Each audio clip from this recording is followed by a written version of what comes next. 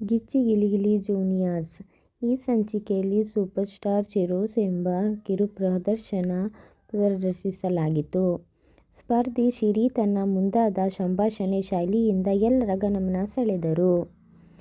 ರಾಘು ಮತ್ತು ಆಕರ್ಷಕ ಪರಿಸ್ಥಿತಿ.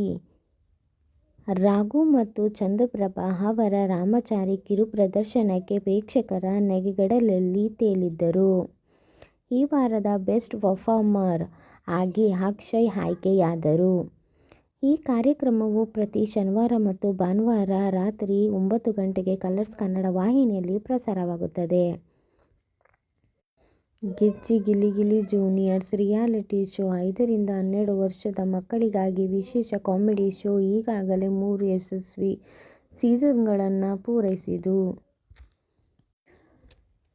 ಗಿಚ್ಚಿ ಗಿಲಿಗಿಲಿ ಜೂನಿಯರ್ಸ್ನಲ್ಲಿ ಯಾರಿಗೆಲ್ಲ ಸಿಕ್ಕಿದೆ ವೇದಿಕೆ? ಬಿಗ್ ಬಾಸ್ನಲ್ಲಿ ಬಿಗ್ ಬಾಸ್ ನಂತರ ಏನು ಎನ್ನುವ ಪ್ರಶ್ನೆಗೆ ಉತ್ತರ ಸಿಕ್ಕಿದೆ. ಬಿಗ್ ಬಾಸ್ ರಿಯಾಲಿಟಿ ಶೋ ನಂತರ ಗಿಚ್ಚಿ ಗಿಲಿಗಿಲಿ ಪ್ರಸಾರ ಆಗಲಿದೆ. ಈ ಬಾರಿ ಶೋ ಸಿಕ್ಕಾಪಟ್ಟೆ ಡಿಫರೆಂಟ್ ಆಗಿರೋದು. ಆಡಿಷನ್ ಮೂಲಕ ಅತ್ಯಂತ ಚುರುಕಾದ ಮಕ್ಕಳನ್ನು ಶೋಗೆ ಆಯ್ಕೆ ಮಾಡಲಾಗಿದೆ.